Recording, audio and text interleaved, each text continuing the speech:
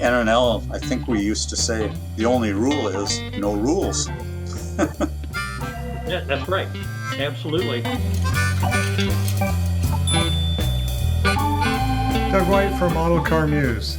This video is the story of the start of thousands of friendships. This is the story of the founding of the NNL, the tradition of non-competitive model car shows. We have the distinct honor today of speaking with 5 of the founders: Bob Bost, Tim Boyd, Gary Dale, Andy Martin, and Tom and Karen Woodruff, who hosted the very first NNL at their house. Missing but not forgotten is the 6th founder, Chuck Helppie. I want to just take one moment for those of you that don't recognize the name Chuck. He was kind of played a low-key role in the hobby, but he was a key player in many of the things that happened. Chuck was in 1979 an NPC Grand National champion. He also won 3rd nationwide in 1976. And finally, he was the organizing force behind the Friday and Saturday night banquets we had at the final NNL number 40 in Ohio in 2019. So Chuck is here in spirit, I'm sure, and he'll be smiling up in heaven when he sees all of this talking points.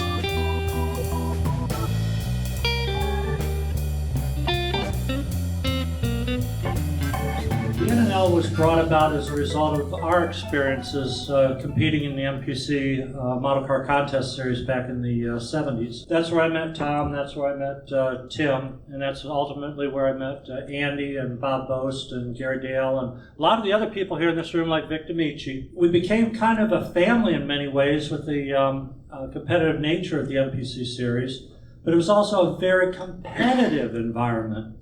And if you didn't participate in that series, you probably wouldn't understand the secrecy, the competitiveness, cutthroat competition. And to better understand the difference between GSL and MPC, in order to qualify for the national championship in Omaha, Nebraska, you had to win one of the 28 best of show contests put on by the full-size auto shows around the country. And so when we got to Omaha, you were going up against 28 best of show winners. So it was the best against the best. You would read the Hot Rod Show World program, which I would buy, and you'd open up to the centerfold, and you would see the winners of the previous year's contest.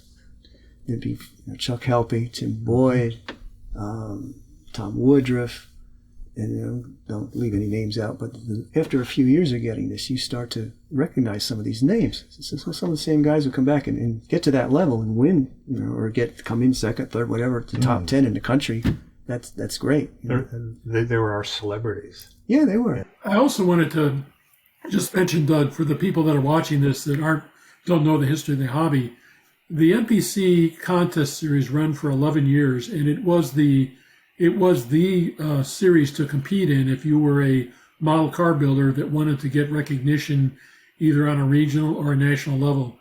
And every year they would run, say, between maybe 15 and 30 of the Autorama, ISCA custom car shows around the country. They would have these model car events in conjunction with the full-size car shows. So a lot of us would go and compete regionally. All of us on this call would travel really around the entire Midwest to shows. But unfortunately, it ended at April of 79, and our first NNL was in June or July of 1980. Our memories on that conflict a little bit, but you can see how the NNL was an outgrowth of the end of the MPC contest series. So what was it that you guys experienced in the MPC contest? Lots of good competition by some excellent modelers, which I think made us all better. I know it helped me get better. And while I think it was pretty serious at the national level, I don't remember, and I'd be anxious to hear from particularly Tom and Tim, who we were at a lot of those contests together. I don't remember those regional ones, Dayton, Detroit, wherever it might be, being very adversarial. But then again, my memory's not that great. I remember the big deal was if you took a model car to the Carl Casper Auto Show to enter the MPC contest, you got in for free. And then if you came, then you got a pass, and you could come back in free again the second day to pick the model up. Our local show here was with the Carl Casper Auto Shows at Dayton, Ohio at Hara Arena. The fellow that was doing the judging at the time was Joel Janesco. He was a judge who did a lot of the shows for MPC, and he was the only guy in the display, and I came in with my cars, and we knew each other, and he said, Tom, would you mind watching the table here while I go to the bathroom? Well, then the Dale boys walked up and asked me, they said, he said, we try as hard as we can. We don't seem to be able to produce a contest winning model. And he said, what would you recommend we do? And I said, well, let me see. And I just turned around behind me, and on the table closest to me was a dragster, beautiful front engine fuel dragster. I picked it up and I held it in the palm of my hand, and I said, now, here is a contest level model. Look at the quality of the paint, how the decals are applied. Look at the detailing and the authenticity of this. I said, this right here is what it takes to win a model contest. And they thanked me, and I put the model down. 10 years later, at one of our reunions at Toledo at one of the NNLs, I find out that dragster had in fact been built by one of the Dale brothers who was standing right in front of me. But I didn't know that at the time. A little positive reinforcement goes a long way, evidently.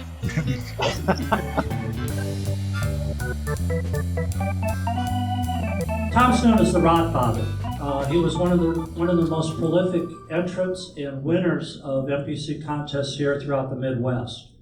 And his building style is very unique. His creations are phenomenal. I've called him a friend for a number of years, and I really appreciate all of the things that we've been able to share and learn together.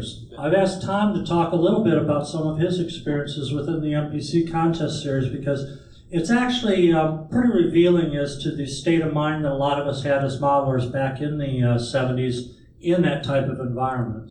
We were openly sharing, we meaning Jim, Tuck, Bob, all of us, we were openly sharing our procedures, how we painted, what we used for detailing, any kind of construction details we had, which was absolutely unheard of in the NPC contest days. Nobody did that. It was like you were giving your soul away if you told somebody how you did something. And we were just the opposite. We'd always been that way. I have a couple of real vivid memories that I'll share with you. One of them, I was standing in line at one of the Carl Casper Auto Worlds for an NPC contest at Dayton. And I'm just standing there in line, got the model box sitting on the floor, and a couple of young fellows standing in line in front of me were talking. And the one says, are you going to put your stuff on the table? And he says, I don't know, I'm going to wait a little bit and see what's on the tables. And if mine don't look too bad, then I'll put it out. And I thought, that should never happen. That should never happen. A builder should be proud of what he did. There were a couple exceptions I'll tell you about. Anyway, they turn around. One of them looks down and sees my name on the top of my model box. And he says, oh, shit. Look who's here. And like a gambler, they folded their cards and left. And I made my mind up right then. That should never happen at a model car show. It should never happen at a model car show. And that was one of the big things that helped get the NNL started and keeps it going to this day. It has helped keep the hobby a lot. We were at a Dayton show one year, and a fellow walked in, had a big box of models, really nice stuff. I said, hi, how are you? Never seen you before. He introduced himself, and he was from the Cleveland area. He may be in the room. I have no idea. Don't remember his name. Don't know who it was. From Cleveland, and he walked in, and I said, well, welcome. Look forward to seeing what you brought. Put his stuff out. Next afternoon, I took home the awards. He did not. He was not happy. 1 month later, I went to the Cleveland show, and he was there. And he looks me right in the eye, walks up to me and says, what the hell are you doing here? This is my contest. And the next afternoon, I took home the awards again.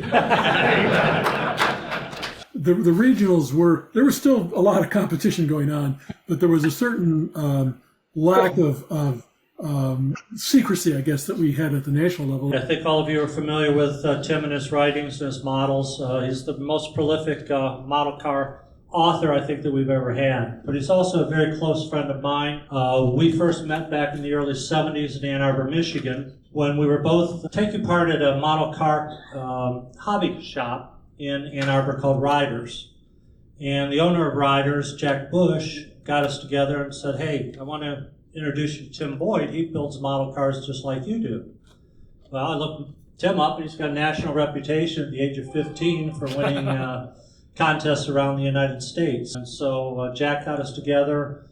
We very quickly became close friends and began to exchange ideas and critique each other's work. So I wanted Tim to talk a little bit about that momentous occasion, because it really leads up to what we ended up doing with Tom later. But it also changed the hobby. The two of us sharing ideas the way we did, helping each other, catapulted our building skills to a much higher level than I think we could have achieved on our own. Back in 1971, my parents brought me down to the Dayton NBC contest. I recognized this young man and his beautiful wife, and being the precocious kid I was, I introduced myself and said, "Are you Tom Woodruff?"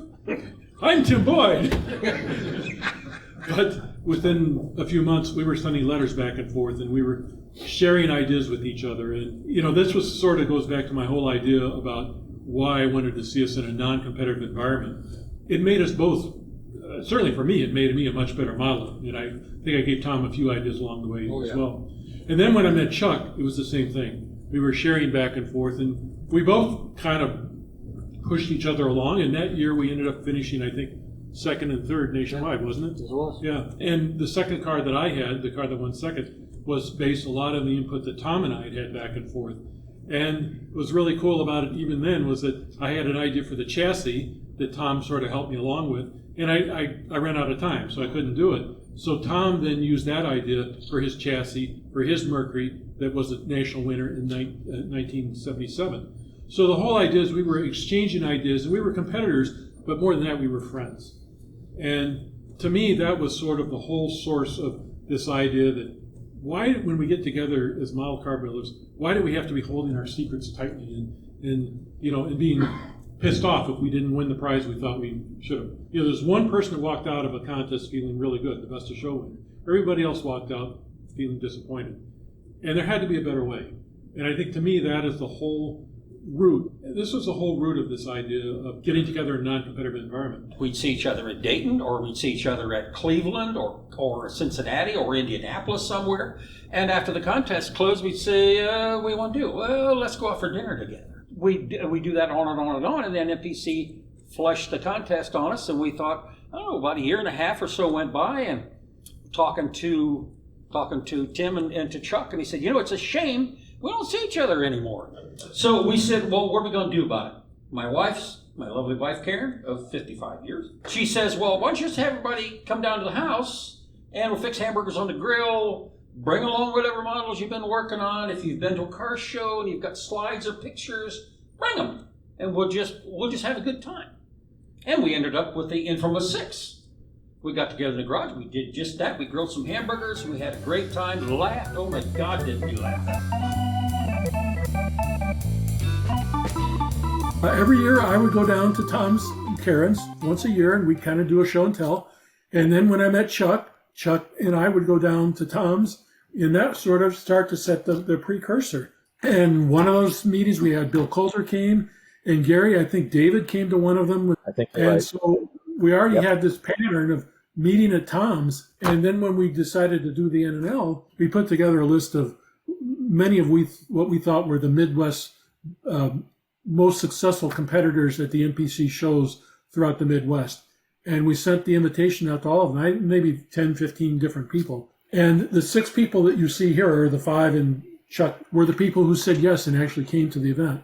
But we invited, all of the really accomplished NPC contest winners from the Midwest to this first NNL. And these are the people that showed up. And I think, especially at that point in time, of course, the NPC contest had gone away. Certainly missed that competition, but more than that, missed the camaraderie, because you didn't have this once, twice, even 3 times a year where you'd get together in Detroit or Dayton or wherever it might be for those competitions. So the get together up in Jackson Center was just the answer. Well, my path to all of this is slightly different, being all the way up here in Minneapolis. Andy was one of the real characters at that little 6-person get-together. And one of the things that we always remember is Sunday morning, 6 o'clock in the morning. Andy's banging on the door at Tom's house, wondering where breakfast was. The rest of us are all asleep back at the hotel, but... And they cooked it for me. I was kind of a latecomer to this scene. I competed in a couple NPC contests in Minneapolis and St. Paul. And I was fortunate enough to win my age group. They quit holding them there in '75. But then I thought the whole series was dead. I didn't know any better. And then I found a magazine at a drugstore that had an article on the MTC series, and it was still going. So I was flabbergasted. And I was fired up. So I started building again. And I went out to Omaha, where I met Chuck, Tim, Tom, and I was just electrified by that whole experience. Driving all the way back from Omaha to Minneapolis, my mind was racing, dreaming up new projects to build to compete the next year. And of course, my luck, they canceled the series. So I had written a letter to Tom, and he wrote back and said, well, you probably can't make it, but this coming Saturday, and I had gotten a letter on a Wednesday, we're going to be getting together in my garage, for a little confab, and then the next day going down to Columbus for the Hot Rod Nationals. And I worked for myself, and I said, hey, I can go. Boss says it's okay. I was mixed up on time changes, which direction the country to go. So I thought, okay, well, I'll wait a little bit to call Tom. So I ended up calling him probably close to midnight your time and said, yeah, I can come.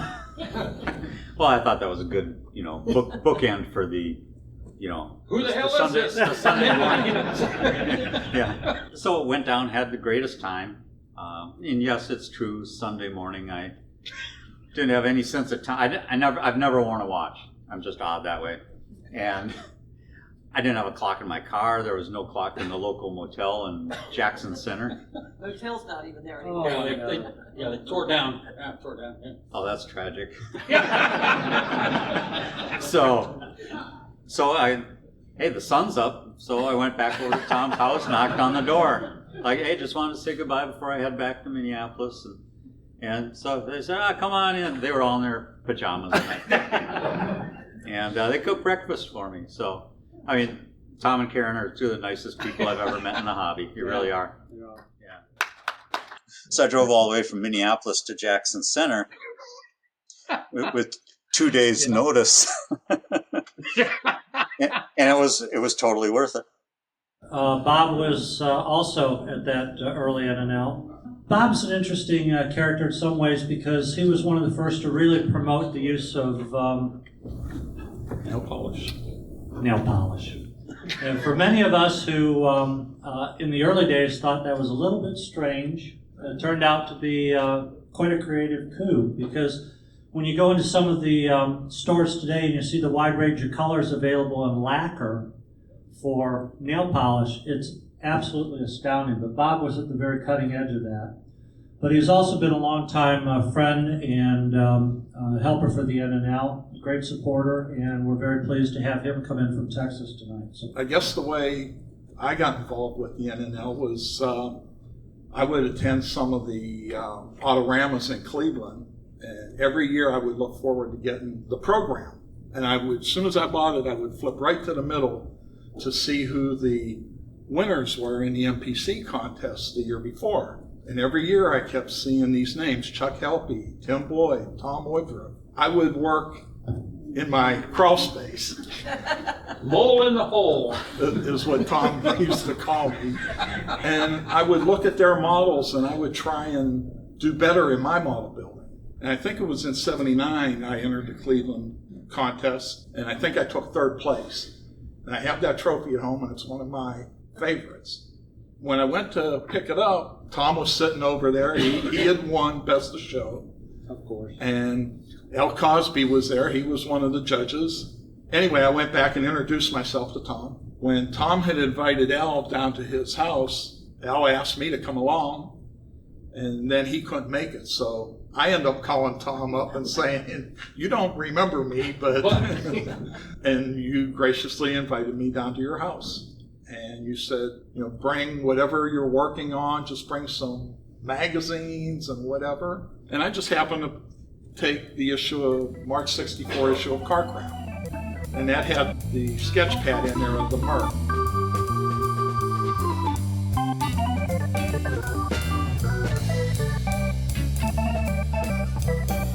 It seemed that some people at the first NNL were a little chagrined at Mark's column. He organized a model contest that only one person entered, and so he was chastising everybody in the hobby. Do we know that person, Andy? He's somewhere around here. Yes, I was the only one who had entered. In that very same issue of Scale Auto, in which he chastised everybody, was a photo spread of his latest model called the Merc. And Bob had a old copy of Carcraft magazine from March 64 with a sketchpad article. And dang, if that wasn't Mark's Merc in the sketchpad.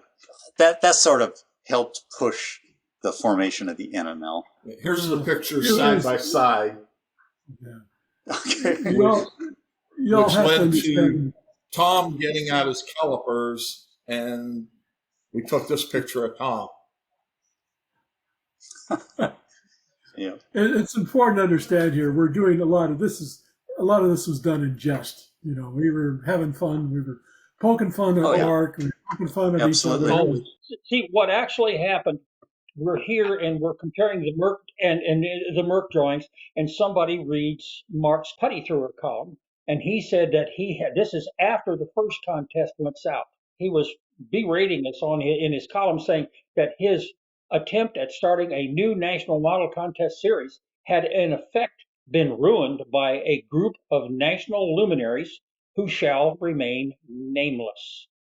Chuck looked at us and he said, "Gosh, I guess that makes us nameless national luminaries, doesn't it?" Chuck was, along with Tom and Karen, what I would call the chief strategists of the whole original NNL idea. And as that first afternoon and evening went on, and we sort of christened ourselves the Nameless National Luminaries, or National Nameless Luminaries, we never really decided which, Chuck was thinking in terms of the National Football League and how they call themselves the NFL.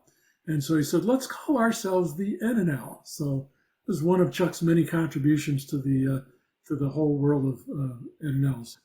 And this is the cover. And you can see that this one has all of our signatures on it. And we sent this off to Mark. And again, you're seeing shots taken here, but this was all in fun. This was all in fun. And oh gosh! I can honestly say that the GSL series became what it is, the premier model car contest in the world, in part because of the NNL, and the NNL became part of what it is, partly because of Mark's early attempts to organize a major contest in Salt Lake. So, we're having a lot of shots. Mark would come to Toledo, right? Yeah. Yeah, he did, actually. This is from Mark Gustafson. Says, "I am genuinely heartbroken that I can't be there this evening, dining with good and meaningful friends who have contributed so much to this grand hobby and who have kindly accepted me with occasional wry tolerance. May I express my respect for the contributions the Toledo NNL group has made that have changed the modeling world forever. Particularly, I'm thinking of the original cadre, Nameless Tom, Nameless Chuck, Nameless Andy, Nameless Bob, Nameless Tim, and Nameless Gary, who will always be great friends. My exposure to the contest series was limited. My knowledge became mostly from MPC veterans like Tim and Chuck, who told me of the backroom political machinations and building style bias of the MPC contest series, leading to my long association with Scale Auto, which included writing what amounted to an opinion column, The Putty Thrower. In a couple of early columns with the MPC judging fresh in my mind, I wrote about a contest that would be done right. It would be held in the Midwest. I believe such an event would be run by remote control from Salt Lake City without on-site organization or a pre-existing base of national support. The event failed spectacularly due to my gross inability to define, organize, and publicize it. I attempted to cancel the contest when it became clear that the competition wasn't realistically going to occur. Only Andy Martin showed up and was greeted with no event.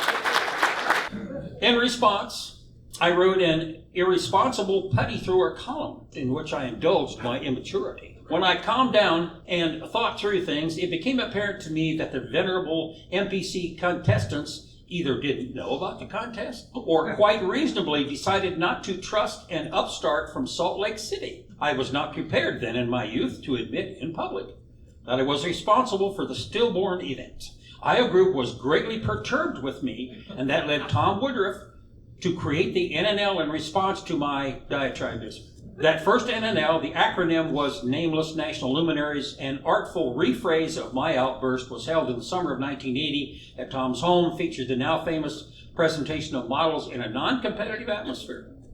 Since then, the NNL format has spread across North America, principally through the efforts of Tom Woodruff, Bob Bost, Chuck Helppie, John Strick, Jim Cantman, Tom Dillion, Tim Boyd, and many others. And now, of course, NNL East and NNL West, presently very well attended and expertly managed events. Chastened by my narcissistic failure, I decided to do a couple things: create a Salt Lake-based contest and extend an apology to the original Toledo crowd. Generously, the Toledo NNL group welcomed my apologies, and I attended the second NNL Nationals and had a great time displaying models on a small motel room table at the Toledo Turnpike Motel. That's where it got started. Yeah. And just to correct the record about Mark's first attempt at an international contest, I entered. When he canceled it, he actually sent my entry fee back. I got my $10 back. And I didn't go out there, despite some people thinking I went out there. I mean, there was nothing to go to. And ironically, the NNL in the GSL, which was what Andy's contest eventually became, the contest that Andy entered, were sort of like the two polar opposites of the hobby, but they sort of fed off each other. And I think for us, it reinforced the idea that the key thing about the NNL is it was non-competitive. We were getting together to share our work, to share our primary projects, and kind of learn from each other, our latest tips and trends. And this was all so different than what we'd experienced in the MPC contest, particularly the national finals, where it was a very kind of competitive and not so friendly atmosphere. So this was the complete opposite. And that's where, if you've seen the baghead, if you've ever wondered why the baghead, I think that may have been, was that when we brought the Merc issue in? Yeah. We got to looking at the Merc, and we got to looking at some pictures in a magazine. We thought, you know what? This looks an awful lot like this. I wonder if that was its inspiration. And at the time, about the same time, there was a guy on TV, he called himself the Nameless Comic. And he wore... Yeah, what I said. So he wore a grocery sack on his head. So I go in the house, put it on my head, take a picture, and that's where that part of the legend was born. And through the evening, we all talked and discussed things, and probably about 2 a.m, we're getting pretty silly in that. And, we read the lines in there. Mark had talked about the reason the first GSL contest didn't succeed, because of lack of support from certain national luminaries who will remain nameless. Anyway, it was about 3 a.m, and I didn't have a reservation at the local Jackson Center motel, and Andy offered to let me stay in his room. I don't know what time I got up, but Andy was gone. He'd gone over for breakfast. Then when I got over there, Tom had already had the bag and everything, and the name on it, Nameless National Luminaries. And I guess from there we drove over to Columbus, and we did the Malibu Grand Prix cars. And then we attended the Hot Rod Nationals. And afterwards, we just stopped at a local restaurant, and we all exchanged phone numbers.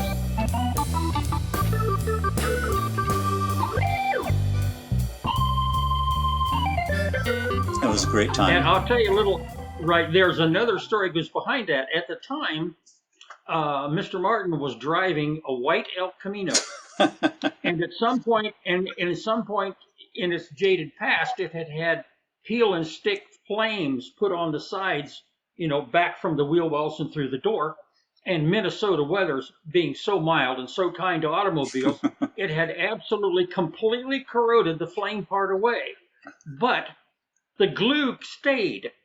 and pieces of the whatever the heck they use in Minnesota to keep the roads open.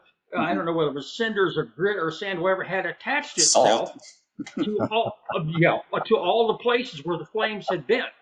So we, as a group, we had nicknamed his El Camino the Glue Flame Special. Yeah. By this point, Chuck and I had attended the NPC Grand National Finals in Omaha 4 years in a row from 1976 to 79. Some of us at the NPC series go back as far as 1970. So, at this point, some of us had known each other for, 5, 7, 10 years. So, we were perhaps not as formal as we might have been at the first. But, we all had great affection for each other.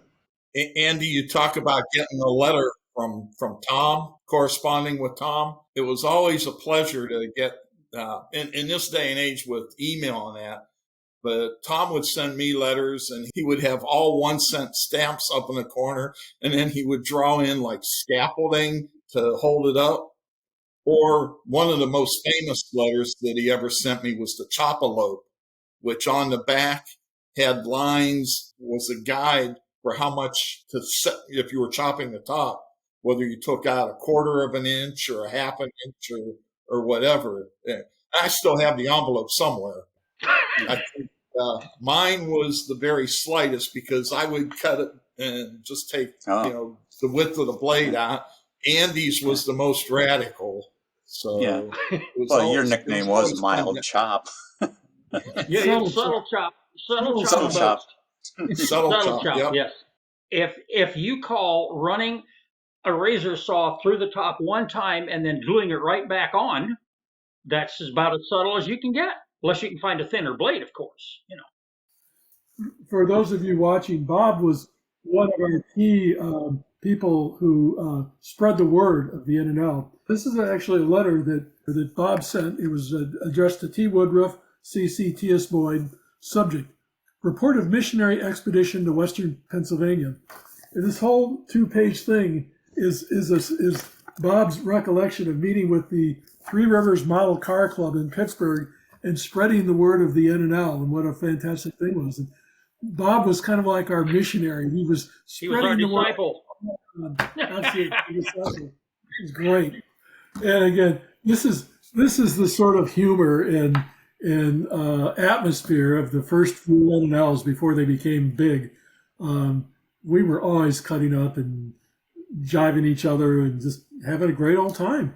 This was the magic of the early NNLs. Tim and I both were working at Ford. He was in Detroit and I was in Cleveland. A couple of months later, we talked at work and said, wouldn't it be great if we did that again? And that was how NNL2 got started. And then from there, I had met John Strick, guys like Bob Coptus I met up in Buffalo at a contest. And with them, we created the Cleveland Club. So then we organized NNL number 3. Right. We had in a local Cleveland hotel, and we all went down to the restaurant, and there's this one guy standing behind us we didn't know, and it turned out to be Tom Dillion. Tom asked, is there some sort of initiation for this group? And I don't know, you want to give the quote? No, you go ahead. And Tom Woodruff looks at him and says, do you know how to ride a goat backwards? So that was how we got Tom Dillion involved. I guess he did because he's part of the NNL. So. Yeah, but you had them more than once a year? It varied a lot. Yeah. This is a list that Glenn Merrick put together. Just for the first 5 years or so, you can see there's, 31 events listed. As Andy mentioned, we started calling the Toledo show the Nats, but we would do informal NNLs, really whoever wanted to do them. We would get together and have a good time. So, yeah, they were quite frequent in the early days. So, question, the posters that were out there, they were out at the 40th. We got a really good look at them. Who drew those, or who was responsible for putting all those elements together? Because they were a lot like the postage envelopes you spoke of. They were also works of art. And very, very true to that era. It was a lot of like the art that you would see in Street Rodder magazine. Right. A lot of it was, I'm guilty of that. I did a lot of the early ones myself. And what I did before I did it, I wrote Dave Bell a letter because he did Henry High Rise. Okay, well, I have a letter. I have a letter in my file in here from him. I asked him if we could have permission to use some of his artwork in our flyers, and he said, "Oh yeah, I would be very honored if you would do that." So anything that you see in there that looks like Henry High Rise, it is, because I used one of them. We've seen the one with the policeman has stopped a guy in a custom car or a hot rod along the highway. Obviously, why are you driving so fast? And I said, well, sir, what happened was a guy in Salt Lake City tried to start a model car concert, and that didn't work out because we said we weren't coming. And then we decided maybe we'd start our own show, and that's because I'm late, and that's why I'm trying to get to the model car show, you know. So he inspired a lot of stuff and was evidently very amenable to us using it. And then the kind of a psychedelic lettering type artwork, yeah, that was a lot of fun. That was before Photoshop and printers and BC, you know, before computers. So it was all hand done. Yeah. You nailed that word for word, Tom. Let's just say I did. Another name That was for NNL number 4 in October of '81. Yep, which was one of the most important early NNLs. I wanted to mention that Tom Dillion also did quite a number of these invitations. My first NNL was NNL East. It was, I think, number 3. When I went there, there was a crowd. There were a couple standout models that looked absolutely amazing. And now, whenever I go to a show, like the 40th or the NNL East or any model show, pretty much every model there is just beautiful. So by sharing, it's brought that level up. Absolutely.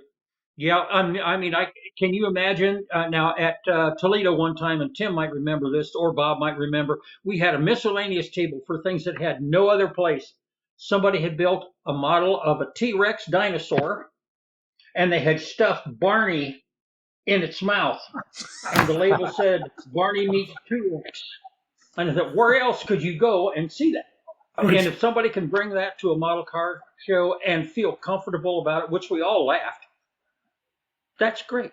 That's worth every minute of effort that we put into it. Does anybody want to tell the group about the Yacht Rover? The what? The Yacht Rover? Those were door prizes at NNL 4.5. Yeah, that was up at your place, Tim, and were giving out door prizes. And I think the first one I got was a Land Rover. And then you had enough door prizes to go around a second time. And the second kit that I won was the AT-AT.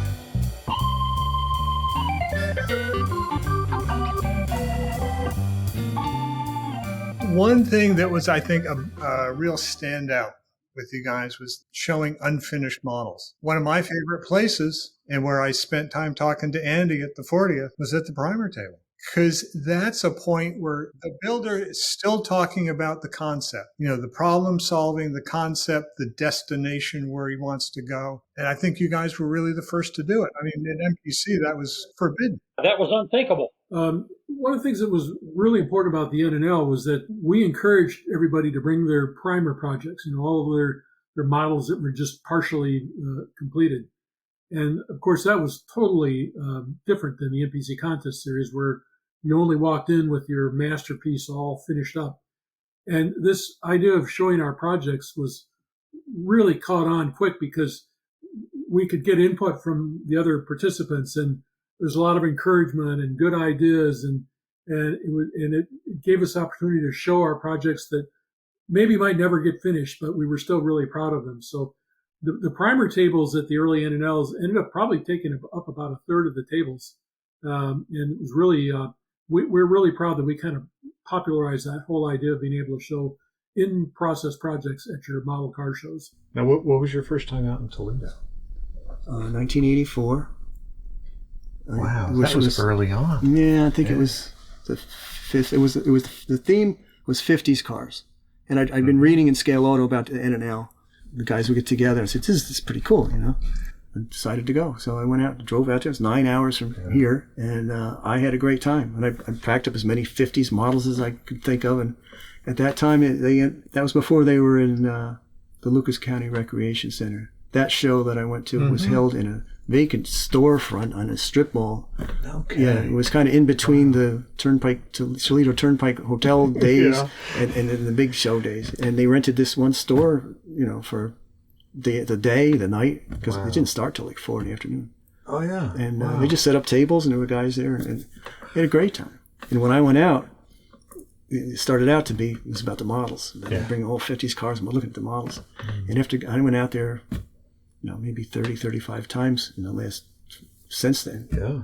And it became, for me, almost more of a social event than the model cars. Yeah, the models are great, but we hang out and talk. And talk. It's just the best. It's not like a contest where you put your model in there and you go back 2 days later and see what you won. You get to talk to people and see, I started a lifelong friendship by tapping into that same concept.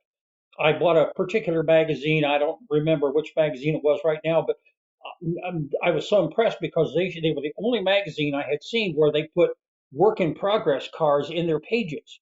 So I wrote them a letter and I said, thank you for publishing these. I'm a scale model car builder and I subscribe to your magazine because of the articles you have on things that are under construction. I was surprised 3 months later, they published my letter. A couple of months after that, I get a very small envelope, very thin, couldn't have much airmail from Italy. Guy's name is Paul Valky. And Paul said, Tom, I buy the same magazine for the same reason. Would you consider corresponding with me by mail? And we have corresponded pre-computer. We've corresponded by mail ever since then, and now occasionally by email. There's another friendship started by the same exact concepts. In fact, they came here one year. They flew from Italy. They went to New York, rented a car, came here and stayed overnight. My next door neighbor gentleman had an Airstream travel trailer, and he pulled it around our backyard under our big maple shade tree, and they stayed over there. They were absolutely ecstatic. Then they left here, drove to Los Angeles, and then flew back to Italy. 2 years later, they flew to Los Angeles and drove to our house and stayed a couple of days, and then went on back to New York and back to Italy again. So they've actually been here twice. Somewhere around here, there's floating around a flyer for the INNL, which was the International NNL, where Tom's guests came in from. There's some That's pictures of it's actually held in his house there. It had one of Dave Bell's 32 Ford. Well, it was the flamed 32 Highboy with a parachute out in the back. He had done a drawing of that, and I used that. Put a big banner across the top, and that was that. Well, they were here. Well, we got the builders together. I think Bill Colder was here. Just found that picture again yesterday. Tom Dillion came from Columbus, and John Strick and Merrick. Right. Yeah, they all came here, and we had an international NNL. My wife and I, when we used to set up at the Lucas County Rec Center, they had something in the morning for the Lucas County, put the schmack on it. They had something called Moonlight Madness. And we get up at like 5:30 in the morning, line our cars and stuff up in the parking lot outside the Lucas County Rec Center, open your tailgate, put a light on your head or whatever, and walk around and see what treasures we could find. Well, I happened to have one of the very early NNL t-shirts with me, and I had it hanging over the front of the table. Fellow walks up to me and he says, excuse me, but he says, is this going to be the NNL tonight? And I said, yeah, it is. Why? And he says, my friend here and I, he says, we're from South Africa. He says, we got a photocopy of a confiscated issue of Scale Auto Enthusiast magazine that was confiscated by a border guard. He copied the magazine and we read it. And I remember the ad, it was 2 lines long, or 3 maybe. He says, and it said there was going to be an NNL here tonight. And I said, yeah, we are. Oh, good, he was excited. He was high voltage, man. Anyway, he said, that's great. He said, we flew from Johannesburg to Miami, rented a car, and drove to Toledo, hoping the show would be on. Wow. Now that's dedication right there. That's dedication. They started an NNL down there. One of the things that's so exciting about the NNL is that it actually spread all around the world. And we soon learned of NNLs being held in South Africa and Australia, and certainly others around the world that were might not have been called NNLs, but they were very much around the idea of non-competitive model car events. So it's really exciting to us to see how this idea has spread across the world and is still very popular to these days.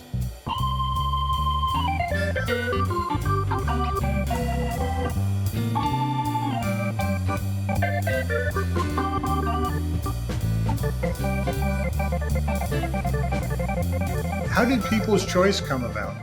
I think that was more after the Cleveland group took over, I think. Yeah, I'm not sure which was the first one. I used to order the trophies for the Cleveland Club, and I can't remember what year we started that, but So we had I really remember that year. we had a People's Choice for the themes in some of those early shows. Mm-hmm. Not all of them, but once we got a little bigger, and it'd be a popular vote for the theme, winner of the theme.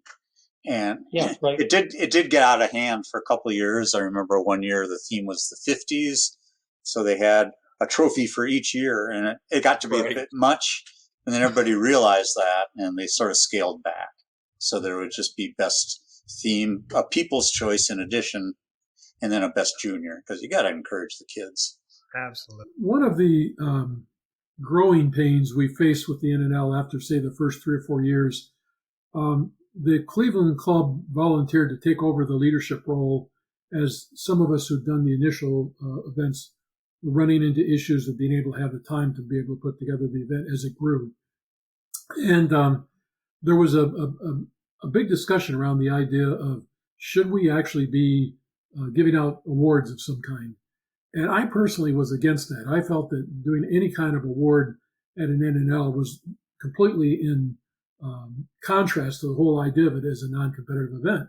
But on the other hand, the Cleveland Club was hearing in particular that as we brought in new people who had never competed in the NPC contest, but they were really interested in being part of the NNL, they were looking for some type of recognition, if you will. And so we had a lot of discussions about this, and we actually ended up with the idea of doing a People's Choice, not a Best in Show, a People's Choice. And it was decided by the popular vote of everybody who actually attended the NNL. So this was sort of a kind of a compromise between the idea of no awards and going to something where it was more of a traditional judge contest event, which was completely in opposition to the whole NNL idea. This was one of the key items or key transitions as the NNL went from being a relatively small group of mostly NPC contest winners over the years to a much broader audience of almost a generation of model car builders who had not competed in the NPC contest series, but certainly had all of the skills and capability to put a model on the table and have it be very much the same level of achievement as the cars of the original NNL participants. So you can kind of consider it maybe a growing pain, if you will, but it really was one of the key, I think, events that happened that transitioned the NNL from being a relatively narrow group of people to a much broader type of event that welcomed people from all types of walks that had not had a chance to compete in the NPC contest series. Well, and I think Mr. Guston said one time that we were less of a formal group than others, which he had right.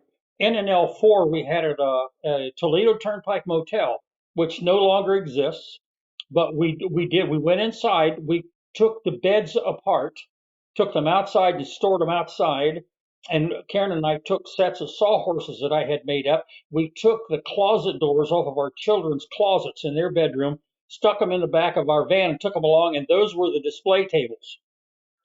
And people were crowded in there. Oh my goodness. Oh yeah. So we just, in 1 year, we rented an abandoned grocery store, cleaned the windows, swept the floors, improvised everything we could, but it worked. We still had a big crowd. So as people were coming in that morning, were you guys just standing there going, this is incredible. These people just keep coming. The crowd keeps growing. Sometimes, yeah. Yep. I was always amazed for the people that lived out in the middle of nowhere, like the guy in the middle of my screen here, who would come from Minnesota to drop off a hat. I think he was just looking for an excuse to get out of town. Maybe.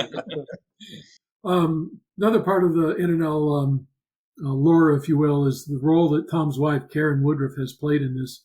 From the very first NNL, that summer of 1980, Karen was there with her fantastic cooking and her welcoming nature. And I sort of think almost Karen of the den mother of the NNL. After that, every year right up through number 40, Karen was there, right at the front of the event with her famous lemon bars. I call them NNL bars, but I guess their official name was lemon bars. Anyway, they were just terrific, such tasty food, and became a part of the NNL lore. I'm telling you, they're NNL bars, and they're no calories, just a little cream cheese and a cake mix, and I think a whole stick of butter. And I've got some in the oven if you guys want to stop by. I'll be right over. Yeah. Trust me, he'll show up at 6 o'clock tomorrow morning. He'll be on our doorstep ringing our doorbell. Where the hell are they? Don't. You never know. It's been fun for me. Oh, yeah. I raised 2 boys, and I had 2 brothers, so I'm just used to being around guys. The guys who ever run the NNL at Toledo, that group, John Strick's group, they always were kind. They set a table up inside where the show area was, but that table was for Karen and I, and then there was an extra chair. Sometimes Chuck would be there, sometimes Tim would be there, and it had a guy walked up, and we had the bars out, and he kept eating and eating and eating. He'd walk away, he'd come back, and he'd eat some more, but finally closed them up, stuck them under the table.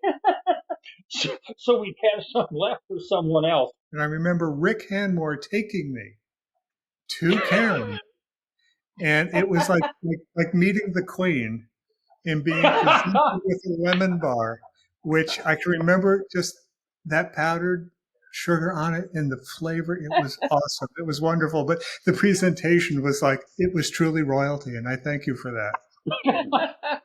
As Karen was so gracious in cooking and the making the desserts at the first and subsequent NNLs, there were a lot of other wives and girlfriends in that who worked at the tables and things, handing out door prize tickets and things like that.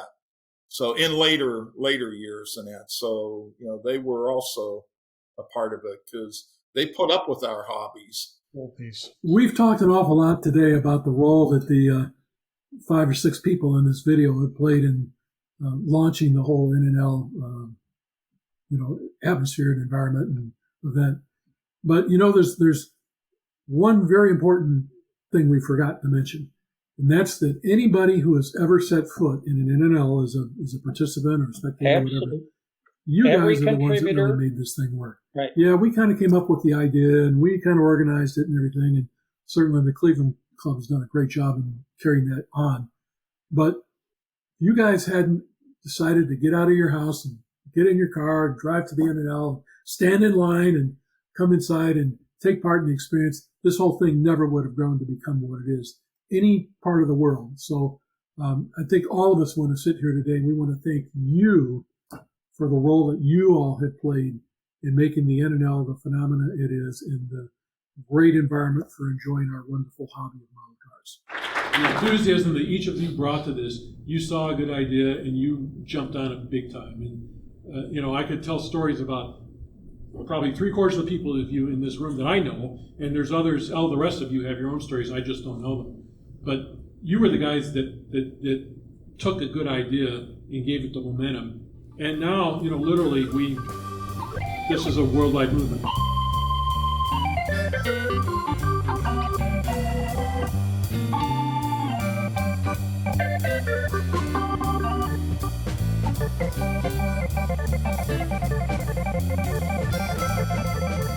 How do you guys feel about the legacy of the NNL? You have certainly changed my life. I've met thousands of people have met other people. It spurred off the branches of the tree. I would like to think that the spirit that we created, I guess, or maybe just brought out from it, helped hatch, of non-competitive joining in of anything you do in your life, whether it's watching a sporting event, watching your grandchildren play soccer, anything that you get involved with, the more kindness you spread, the more kindness you give away, the more kindness you get back, and the more kindness gets spread, to other people. There is so much hate and distrust of other people, especially in any kind of a competitive atmosphere. We took the competition out of the model car hobby, and we put the fun back into it.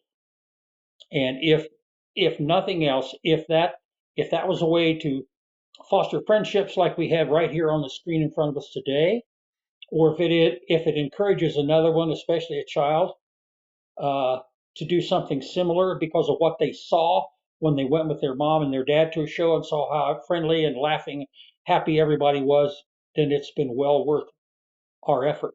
We've gone on to, just like Tim mentioned earlier, there's been an NNL on every continent except Antarctica. And we're working on that one. Andy? Yeah. Well, for me, it was all kind of a happy accident. That combined with my lack of judgment, I ended up driving endless miles to these shows, and it's been great. It's really enriched my life. Like all these guys, I've been obsessed with model cars since I was a little kid. And, well, like I said, lack of judgment, keep on doing it. Now I'm 65 years old, and I'm still doing it, and still going to NNLs, and still going to actual contests. And it's fun. It's all good. Whatever anybody wants to do with the hobby is good. Gary, what are your thoughts on this, particularly since you have the perspective of somebody who was at the first NNL and then you moved on to other things in your life, and now you're starting to get back into it? Well, almost back in, Tim. Don't get ahead of me. I'm certainly happy of all the time I spent modeling, and the NNL thing, played a small part in it. Was not able to stay engaged in the careers and families, college, and all those things kept getting in the way. But I don't have many of those excuses anymore, so maybe I'll get back into it. That project I started about 45 years ago, it still qualifies for the primer table, of course. I do plan on being out Salt Lake City in I think it's May. My brother Dan's going to join us. Like I said, I'd hope to have this model I started 45 years ago ready for that, get that out, and maybe it won't just be on the primer table. The primer should be dry. And the putty is done shrinking, too. Can't rush good body work. I mean, really. Bob, you played perhaps the most key role in spreading the word of the NNL in the very early days, and you're very active in organizing both our initial events and then as it transitioned to the Cleveland group taking over.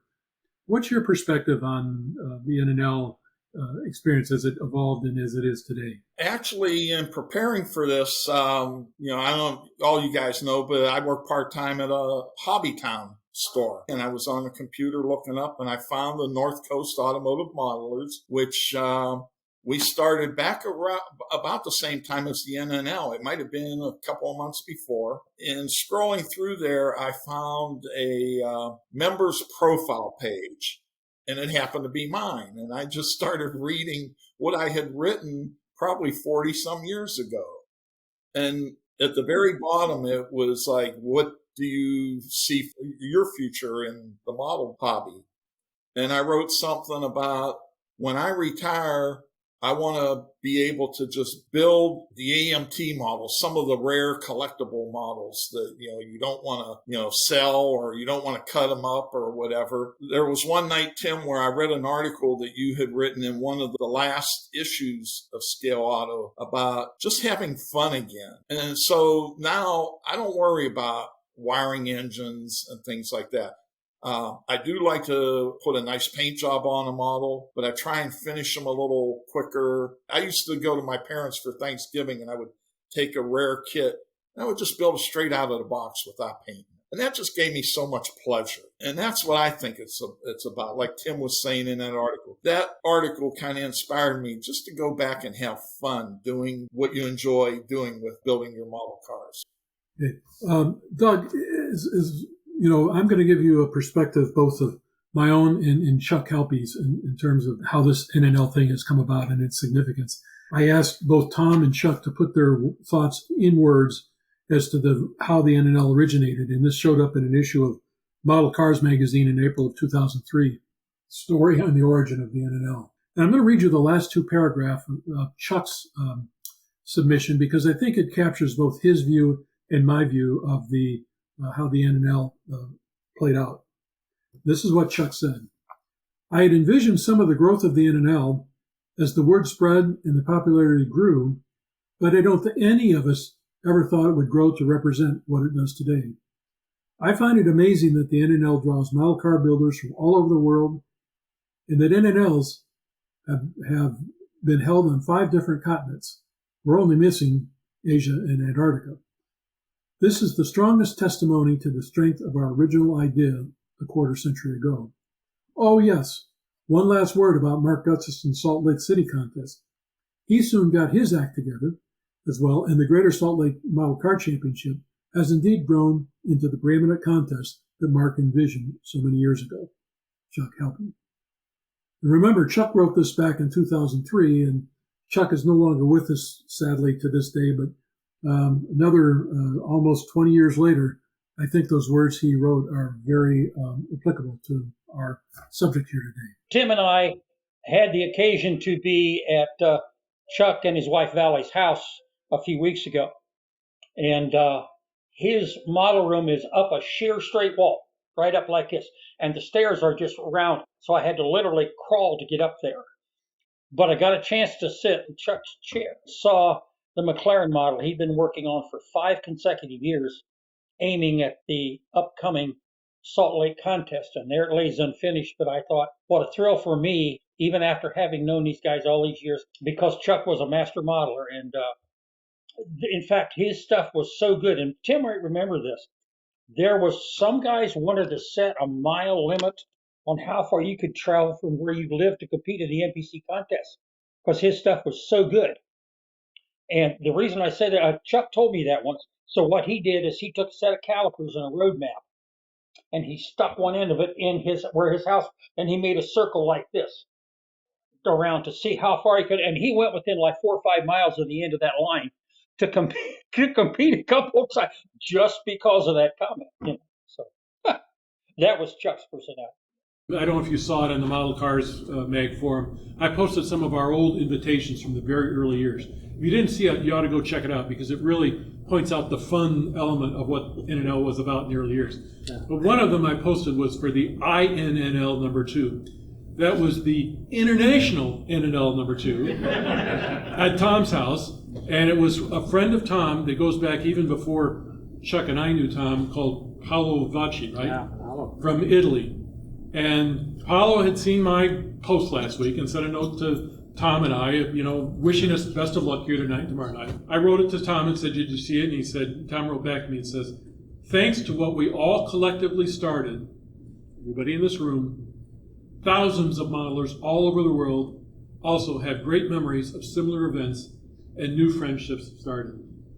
To me, folks, that is all what the NNL is about. I agree.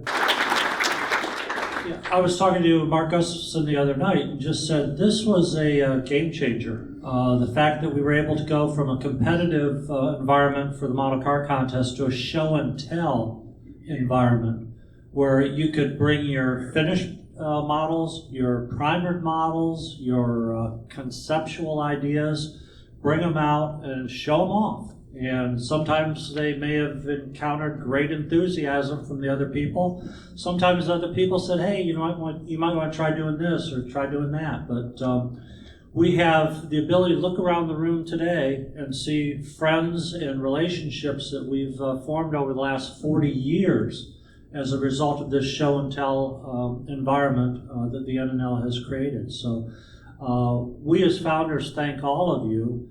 But in particular, we want to point toward the future, because even though we're going to talk a little bit about the other NNLs tonight, this is still a hobby that's going to continue to grow. And it's going to continue to grow because of the influence that writers like Tim have worldwide, but also the participation that all of you have in the various forums and internet postings that you do on Facebook and some of the other media. So congratulations to everybody, and thank everybody for what we've helped to grow this hobby into.